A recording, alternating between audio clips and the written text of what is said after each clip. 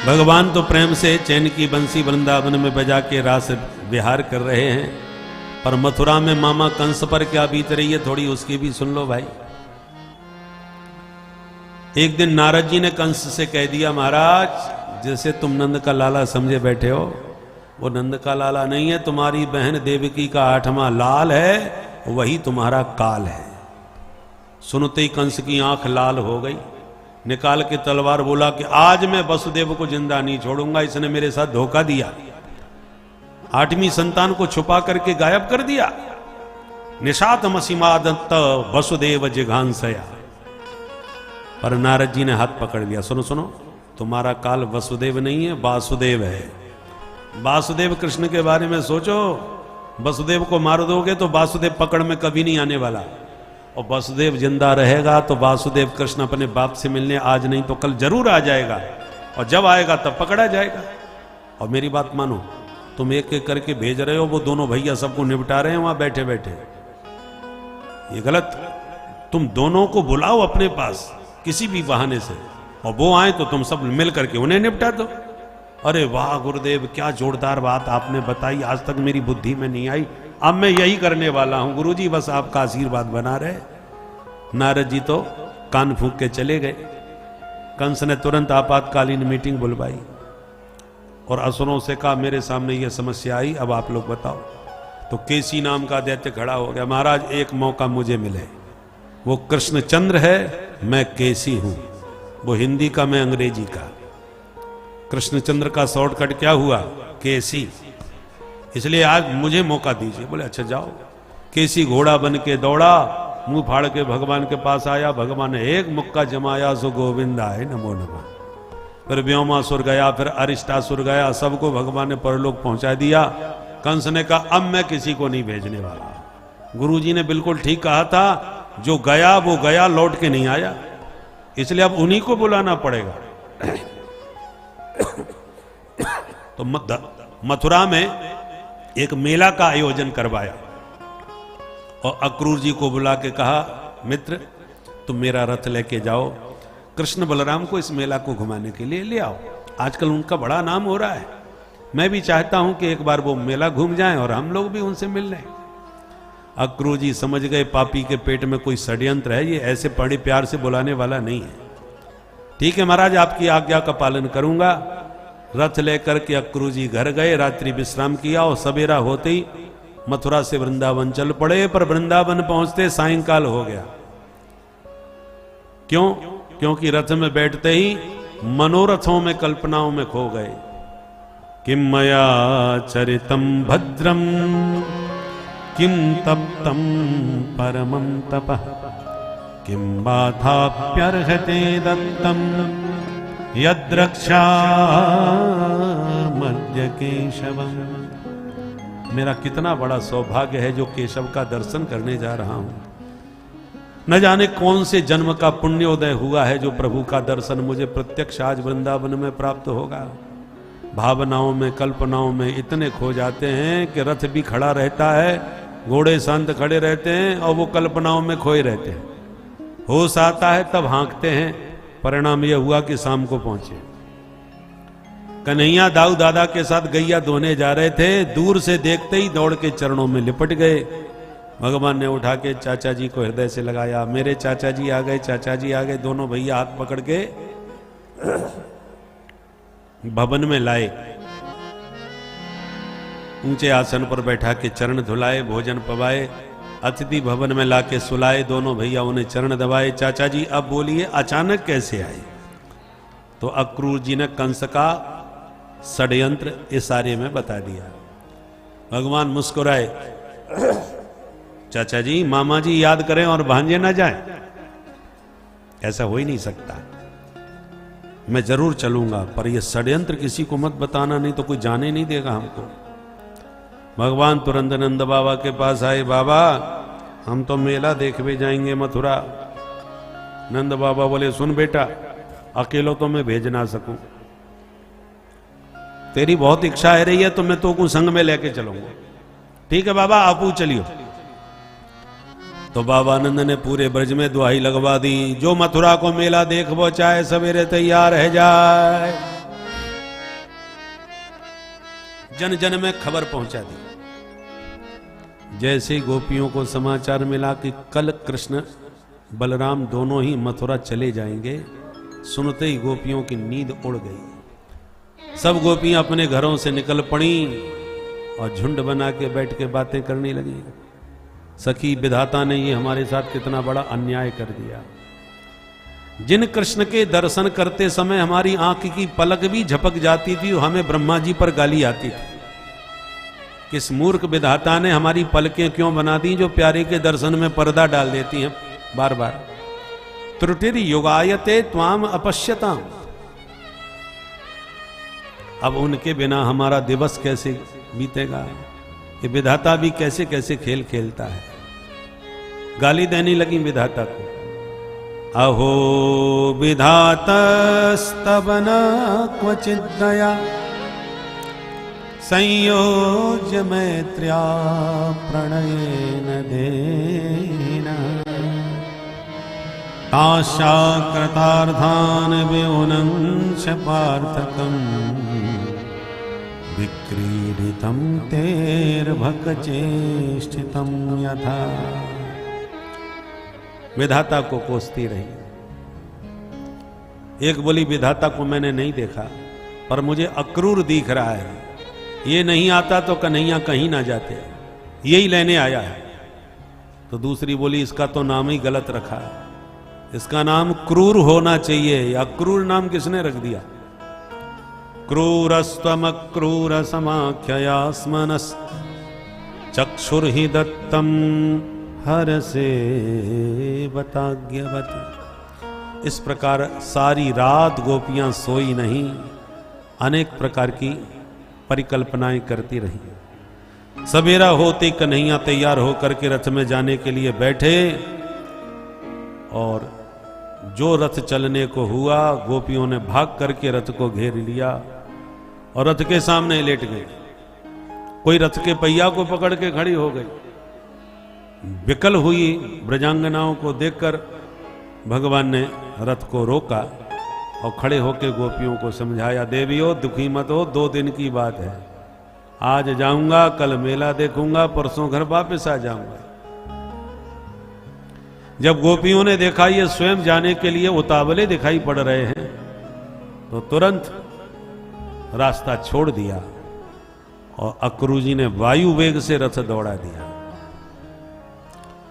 जब तक रथ की धूल उड़ती रही, गोपियां उसी मार्ग को देखती रही। पर गोपियों की यह दशा देखकर अक्रूर जी का हृदय द्रवित हो गया। मन में सोचने लगे, मैं कितना क्रूर हूं, ब्रज गोपियों के प्राण धन को कैसे उनसे छीन करके ले जा रहा हूं। जमुना का तट दिखाई पड़ा तो प्रभु से कहा, प्रभु आप आज्ञा दो तो एक डुबकी मैं भी जमुना जी में लगा लूं, नहाने का मन है। भगवान बोले अवश्य। उतर के रथ से जैसी डुबकी मारी जमुना जी में तो दोनों भैया जमुना जी के भीतर बैठे नजर आए। अक्रू जी घबराए, भीतर कैसे घुसे आए। उछल के बाहर देखा तो दोनों भैया तो बाहर रथ में बैठे। डुबकी मारी दोबारा तो कन्हैया चतुर्भुज नारायण हो गए, दाऊ जी शेष की सैया बन गए। अक्रू जी तुरंत चरणों में गिर गए, दिव्य भगवान की स्तुति गाई। लौट करके आए, भगवान मुस्कुराए, चाचा जी नहावे में बड़ी देर लगाए। अक्रूर जी बोली, प्रभु देर तो आपने लगवाई पर मैं आपका असली रूप पहचान गया, जान गया। अब आपसे प्रार्थना है, आपको मेरे घर जरूर चलना पड़ेगा। भगवान बोले चलूंगा पर पहले मामा जी से मिलूंगा, उसके बाद। ठीक है प्रभु। बातों बातों में रथ पहुंच गया जमुना श्री मथुरा के किनारे। जैसे ही मथुरा के नर नारियों को पता चला कि मुरलीधर माधव आ गए तो पूरे शहर में हल्ला मच गया। ए भैया वो पूतना को मारे वारो आ गयो, ए भैया वो गोवर्धन उठावे वारो आ गयो।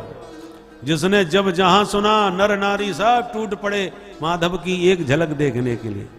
धाये धाम काम सब त्यागे, धाये धाम काम सब त्यागे, मनहु रंक निधि लूटन लागी, मनहु रंक निधि लूटन लागे।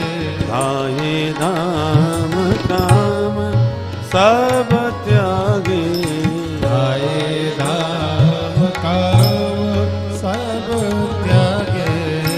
आए धाम काम सब धाम काम सब धाम काम। सब नर नारी घर परिवार छोड़ के भागे एक झलक देखने को कि वो नंद का लाला कैसा है। जिस गली में जाएं उसी गली में सुंदरियां सुमन वृष्टि से स्वागत करने लग जाएं। जिनकी सास बहू को निकलने नहीं दे रही थी घर के बाहर, वो बेचारी कैसे दर्शन करे, तो झरोकों से अट्टालिकाओं से झांक झांक करके भगवान की एक झलक देखने के लिए बावली हो रही थी। और तनिक झलक दिख जाए तो ऊपर से चिल्ला भी लग जाए, सखी देख देख यही तो सामरो कन्हैया है, यही ने तो गोवर्धन उठायो। इतनी जोर से बातें करती हैं सखियां कि जिधर से आवाज आती है भगवान उधर ही देखने लग जाते हैं। और जिससे आंखें चारों हो जाती हैं वो बिल्कुल पागल हो जाती है, बाबरी हो जाती है, सखी देख देख मेरी तरफ कैसे देख रहे थे। दूसरी कहती है छोड़ तुझे तो देख ही रहे थे, मुझे देख के तो मुस्कुरा भी रहे थे। बोलो राधे राधे। हमारे राम जी में और श्याम जी में बस इतना ही अंतर है। राम जी मिथिला में गए तो हल्ला तो वहां भी मचा था, पर राम जी ने एक बार भी निगाह उठा के किसी को नहीं देखा। और ये टेढ़ी टांग वाले बहुत खतरनाक है, तिरछी चितवन चला करके सबका चित्त चुराए चले जा रहे हैं। ब्रजवासी भी घूमने आए हैं मेला, अरे कन्हैया हम आए तेरे संग में। भगवान बोले चलो आप चलो। और फूलों की बरसात सुन देख करके ब्रजवासी बोले लाला तेरी कछु रिश्तेदारी है का, देख तो तेरे ऊपर कैसे फूल बरस रहे। कन्हैया बोले तुम्हें पतो ना है, यहाँ के महाराज कंस है ना, खास मामा जी लगे मेरे, तो अपने भांजे को स्वागत ना करवाएंगे का। ब्रजवासी बोले ओहो ये बात है, वही हम सोच रहे बड़े फूल बरस रहे कन्हैया के ऊपर। चोरे आज से पहले ना बता पाई तूने ये बात, अरे पहले से बताया हो तो हम बगलबंदी पहने के बढ़िया चमकीले राजकुमार बन के ना आमते। अब पुराने कपड़न में तो भिखारी जैसे लगेंगे, तू जाके अपने मामा से मिल, हम ना आ रहे। भगवान बोले परेशान काय क्यों है रहे हो, तुम्हें जो चाहिए मोए बताओ, मामा जी राजा हैं, सब व्यवस्था है जाएगी। ब्रजवासी बोले तो सबसे पहले तो हमें बढ़िया पोशाक दिलवा, चकाचक कपड़े होने चाहिए कि राजकुमार जैसे लगे। भगवान बोले ठीक है चलो व्यवस्था करेंगे। 4 कदम आगे बढ़े के सामने से कंस का धोबी आ गया, बढ़िया राजसी वस्त्र पोटली में बांधे, बड़ा अकड़ता हुआ आ रहा था, मूंछों पर हाथ फेरता, क्योंकि कंस का धोबी था। अकड़ तो गर्मी तो थी, अधिकारी से ज्यादा उसके चपरासी में गर्मी होती है, तो बड़ी गर्मी में आ रहा है। उसकी चाल से ही प्रभु पहचान गए, पास में आके बोले मामा जी राम राम। धोबी चक्कर में पड़ गया, ये भांजा कहां से आ गया, तो रे मुझसे मामा कैसे कह दिया, मैं तेरा मामू कैसे बन गया भाई, जानना पहचान मैं तेरा मेहमान। भगवान बोले भैया जान लो मेरो नाम कृष्ण कन्हाई, ये बड़े भाई, बाकी सब सगा संगाती। महाराज कंस है ना, वो मेरे सगे मामा जी लगे, तो मामा के गांव के सबरे मामा या नाते आपू है गए मेरे मामा। धोबी बोला अच्छा अच्छा तो तेरा ही नाम कृष्ण है, मैंने भी बहुत सुन रखा है भाई, जाओ जाकर के मामा से मिलो, तैयार बैठे तुम्हारे मामा जी मिलने के लिए। भगवान बोले हम उन्हीं से मिलने जा रहे हैं, पर जल्दी जल्दी मैंने एक बढ़िया कपड़े नहीं पहन पाए, और तुम्हारी पोटली में बहुत बढ़िया बढ़िया दिख रहे, अरे 2-4 जोड़ी जामे तेनक निकाल के हमें पहनाए दो। अरे मामा के कपड़े हमारे कपड़े एक ही हैं, अच्छे से कपड़े पहन करके मिलेंगे तो बहुत अच्छा लगेगा ना। सोई धोबी नाराज हो गया, ईदृशा नैव वासांसी नित्यम गिरी बने चरा, जंगली कहीं के गमार ग्वारिया महाराज के कपड़े तू पहनेगा, तेरी इतनी हिम्मत। अपशब्दों का प्रयोग कर दिया। भगवान ने घुमा करके एक थप्पड़ कान पे मारा, रजकस्य कराग्रेण सिरह कायाद पातयत, एक थप्पड़ में उस धोबी की गर्दन कट के नीचे गिरी। आसपास के लोग कांप गए, आप उसमें बोले भाई या छोरा के हाथ में तलवार फिट है, थप्पड़ मारा गर्दन अलग। भगवान बोले ब्रजवासियों अब छांट लो मन पसंद के कपड़ा, फिर मत बोलियो मामा के यहाँ पोशाक ना मिली, जो पसंद आवे पहनो। खोल खोल के पोटली निकाल के कपड़े पहनने लगे ब्रजवासी। पर कहाँ छोटे छोटे ब्रजवासी, कहाँ राजा कंस के कपड़े, कहाँ फिट बैठते महाराज। पहन तो लिए पर पहन के जब चल भी लगे तो पूरी सड़क साफ होने लगी। ब्रजवासी बोले कन्हैया यहाँ में तो और बुरे भिखारी लग रहे हैं, देख तो कहाँ तक लटक रहे। भगवान बोले अब ज्यादा ढीले हैं तो नेक उठा करके संभाल के चलो, आगे व्यवस्था देख लेंगे। तो बेचारे दोनों हाथ से पकड़े पकड़े जा रहे हैं, ऐसे लग रहे हैं जैसे हैंगर से लटकाई दिए हों कपड़े। दूर खड़े दर्जी ने देखा तो दौड़ता हुआ आया, सरकार आप आज्ञा दो तो ये कपड़े मैं ठीक कर दूं। भगवान बोले तेरो राम भलो करे, जल्दी कर भाई। दर्जी ने तुरंत सबका नाप लिया, फटाफट सिल करके सुव्यवस्थित करके सबको पहना दिया। भगवान प्रसन्न होकर के बोले, ब्रजवासी बोले लाला अब तो पूरे मेला में राजकुमार हम ही दिखेंगे। आनंद आ गया भैया, पोशाक तो अब जम गई। भगवान बोले दर्जी भैया तेने हमारे ब्रजवासी खुश कर दिए, अब बोल तो का इनाम चाहिए। दर्जी ने मन में सोचा धोबी को जो इनाम मिली वो तो हमने देख ली, अब हमें न जाने कौन सी इनाम मिलेगी। हाथ जोड़ के बोला सरकार आपकी दया दृष्टि बनी रहे, मुझे सब कछु मिल गया। भगवान बोले तो जाओ हमारा आशीर्वाद है, तुम खूब फलोगे फूलोगे। सो आजकल आप देख ही रहे हो दर्जी कैसे फल फूल रहे हैं महाराज। जितने को कपड़ा उससे ज्यादा महंगी सिलाई है गई, दर्जी भी माला माल है गए भगवान के आशीर्वाद से। भगवान बोले ब्रजवासियों अब तो कोई कमी ना है। ब्रजवासी बोले लाला पोशाक तो बहुत जोरदार है गई, अब तो राजकुमार हम ही दिखेंगे, न कसर और है। का कसर है? बोले गले में न फूलन की माला और गिर जाए सोई माला माल है गए। भगवान बोले चलो। ततः सुदामनो भवनम मालाकारस्य जगमतु। सुदामा माली के घर भगवान पहुंच गए, जो बड़ा भक्त था भगवान का। उसने सारी मालाएं उठा करके ब्रजवासियों से तो भगवान को धारण करा दी। भगवान ने उसे पराभक्ति का आशीर्वाद दिया और आगे प्रस्थान किया। ब्रजवासियों अब तो कोई कमी ना है। ब्रजवासी बोले लाला आनंद आ गया, तो गले में माला गिर गई, माला माल है गए, पर नेक कसर और है। अब का कसर पड़ गई भाई? बोले कन्हैया सुनो माथो अच्छो ना लगे, माथे पे न थापक धुआ चंदन पुतवाए दे, सोई आनंद आ गया। ठीक है, 4 कदम और आगे बढ़े तो सामने से 3 जगह से टेढ़ी मेढ़ी कुबड़ी हाथ में चंदन का पात्र लिए चली जा रही। दूर से ही भगवान ने आवाज लगाई, अरे सुंदरी जी। कुब्जा ने पहली बार यह संबोधन सुना। घर से निकलते ही सब कुबड़ी कुबड़ी कह के बुलाते थे, ये सुंदरी कहवे वालो कौन आयो भाई? मुड़ के माधव को देखा तो दौड़ी दौड़ी चली आई, महाराज आपने बुलाई? भगवान बोले हाँ सुंदरी हमने ही आवाज लगाई, पहले आप अपना परिचय दो। तो गदगद होके परिचय दिया, दास्यास्म हम सुंदर कंस सम्मता त्रिवक्र नामायनुले पकर्मणि। महाराज मैं सैरंध्री हूं, कंस की दासी हूं। मेरे हाथ का घिसा हुआ चंदन पूरी मथुरा में इतना सुप्रसिद्ध है कि भोजपति महाराज कंस भी मेरे हाथ का ही चंदन स्वीकार करते हैं, बहुत बढ़िया चंदन लगाते हैं। भगवान बोले सुंदरी मामा जी है तो आप चंदन लगाती रहो, आज उनके भांजे लगाई दो, उन्हें हमें देवोगी चंदन? कुब्जा ने कहा आपने तो मेरे मन की बात कह दी सरकार, आप मेरा चंदन लगाओ मैं धन्य हो जाऊंगी, आप कहो तो मैं लगा दूं? हाँ देवी प्रेम से लगाओ। कुब्जा तुरंत भगवान के पास आई और बड़े प्यार से भगवान के माथे पर चंदनानुलेपन किया। ब्रजवासी बोले हाँ देवी जी ने कितमाऊं इधर भी। तो कुब्जा ने सारे ब्रजवासियों का माथा चंदन से लेपित कर दिया। ब्रजवासी सब खुश हो गए, कन्हैया आनंद आ गया भैया, माँ तो ठंडो कर दियो, याने तो क्या सुगंध मारे आके चंदन में, भाई मन खुश कर दियो। एक ब्रजवासी कान में आके कन्हैया से बोलो, शौर्य लाला फ्री के चंदन घिस मेरे नंदन। वह बेचारी को सबरो चंदन पोत लियो, लेवो देवो कछु ना है, कछु तो पुरस्कार दे। भगवान बोले अभी ले। भगवान तुरंत कुब्जा के निकट आए, उसके पैर के अंगूठे को अपने चरण के अंगूठे से दबा लिया और एक हाथ ठोड़ी के नीचे लगा लिया, दूसरा हाथ उसकी कमर में डाल लिया। दाऊ जी ने तो शर्म के मारे मुंह घुमा लिया। धीरे से बोले लाला ध्यान रखियो, ये अपनो वृंदावन ना आए, मामा के घर आए हैं।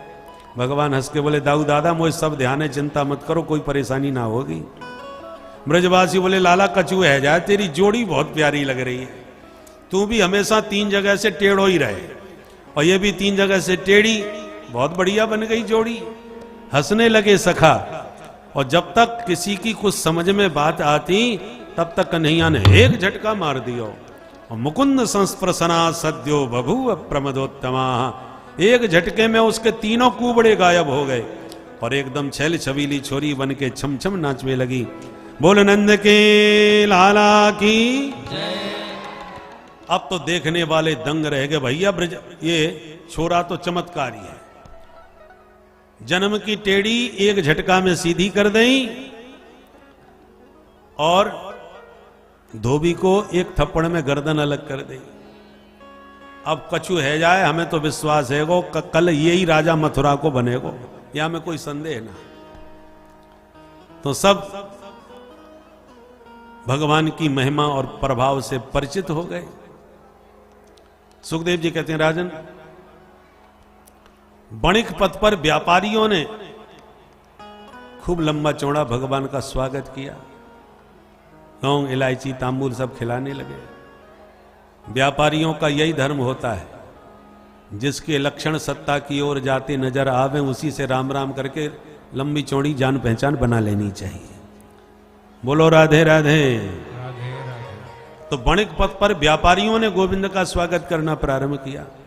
भगवान कंस के सभागार में पहुंच गए और सभा का दर्शन कर ही रहे थे कि अचानक एक धनुष दिखाई पड़ा। भगवान बोले दाऊ आप कहो तो मैं धनुष उठाऊं?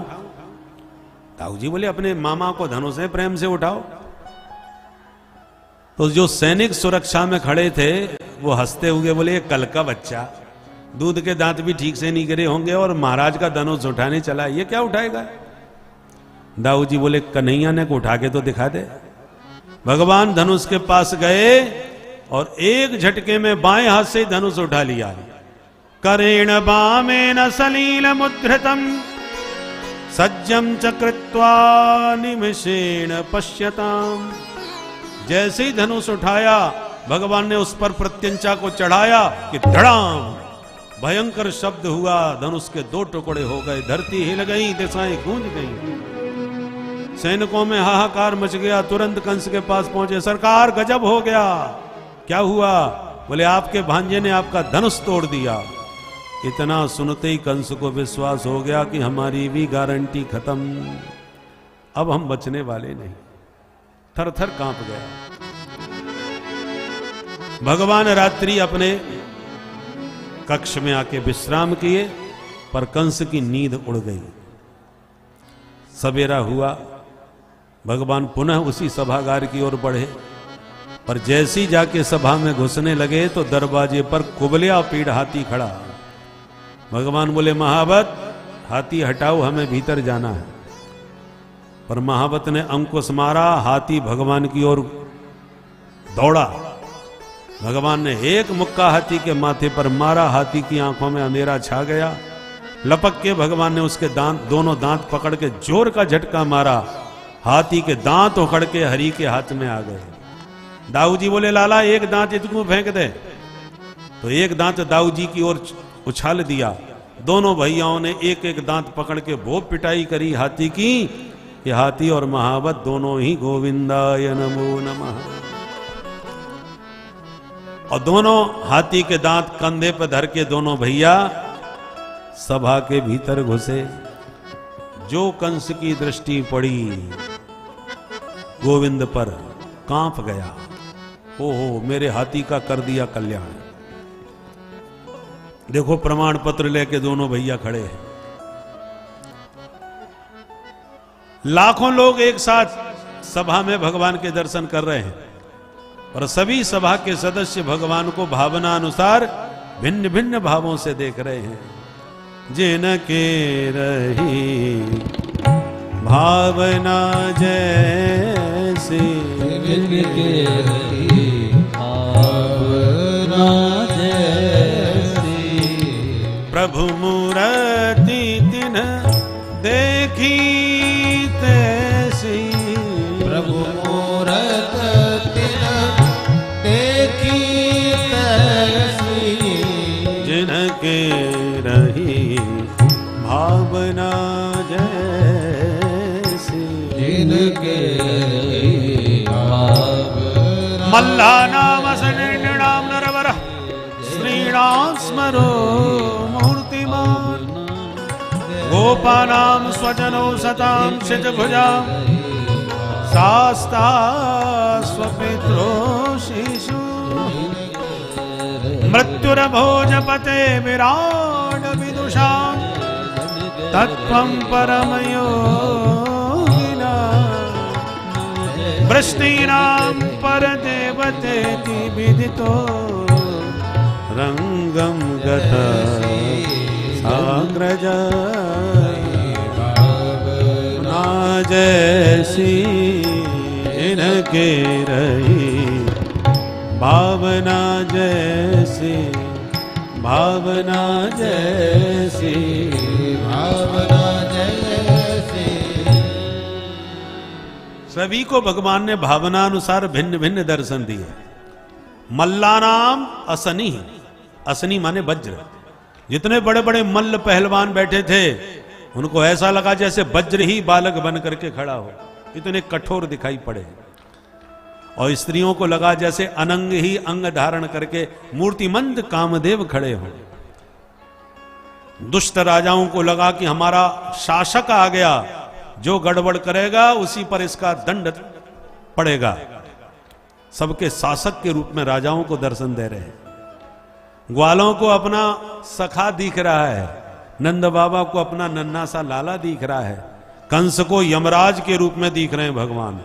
जैसे काल दंड लेकर के साक्षात मृत्यु देवता यमराज ही मेरे सामने खड़े हों, इतने भयानक लग रहे हैं। सबको भावनानुसार दंड दिया, दर्शन दिया। चाणूर ने भगवान को चुनौती दी कि हे कृष्ण, बहुत नाम सुना है, आ मैदान में। भगवान बोले आ जाओ मैदान में, हम पीछे बैठे हुए मारे ना है। अब तो जो मल्ल युद्ध प्रारंभ हुआ, बले न सह मुष्टका, बलराम जी मुष्टकासुर के साथ भिड़ गए। भयंकर युद्ध हुआ पर कोई निर्णय समझ में नहीं आ रहा था। चाणूर को इशारा किया कंस ने, चाणूर मार चाटा कर दे चकनाचूर। चाणूर ने जैसे ही मुष्टिका मारी, भगवान ने दौड़ के एक थप्पड़ उसके कान पे मारी, एक चांटे में चकनाचूर हो गया चाणूर। एक मुष्टिका में मुष्टिकासुर को ढेर कर दिया। श्री बलराम जी महाराज ने सल तो सलाए, उन दोनों को भी परलोक पहुंचाए। कूट नाम का दैत्य आया तो दो मुक्के में कूट को भी भगवान ने कूट डालिया। बाकी के पहलवान सब भगदड़ मच गई, भागने लग गए। कंस ने देखा तो चिल्लाने लगा, पकड़ लो इन दोनों बच्चों को, जिंदा ना पाए, इन्हें मारूंगा, इनके बाप को मारूंगा और अपने बाप को भी मार दूंगा। प्रभु समझ गए इसका संतुलन बिगड़ गया। भगवान ने एक छलांग मारी, ऊपर कंस के सिंहासन पर पहुंच गए गिरधारी, पकड़ के मामा की चुटिया हिला डाली। सुखदेव जी वर्णन करते हैं, चाणूरे मुष्ट के कूटे, सले तो सल के हटे, सले तो सल के हटे, सले तो सल के हटे। ऐसे सा प्रदुद्रवो मल्ला, सर्वे प्राण परीप सभा, सर्वे प्राण परीप सभा, सर्वे प्राण परीप सभा।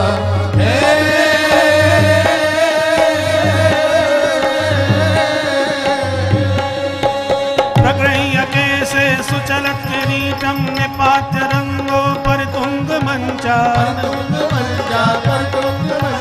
तस्योपरिष्टा स्वयं जनाभ, अपात विश्वास आत्मतंत्र, पपात विश्वास आत्मतंत्र, हे पपात विश्वास आत्मतंत्र।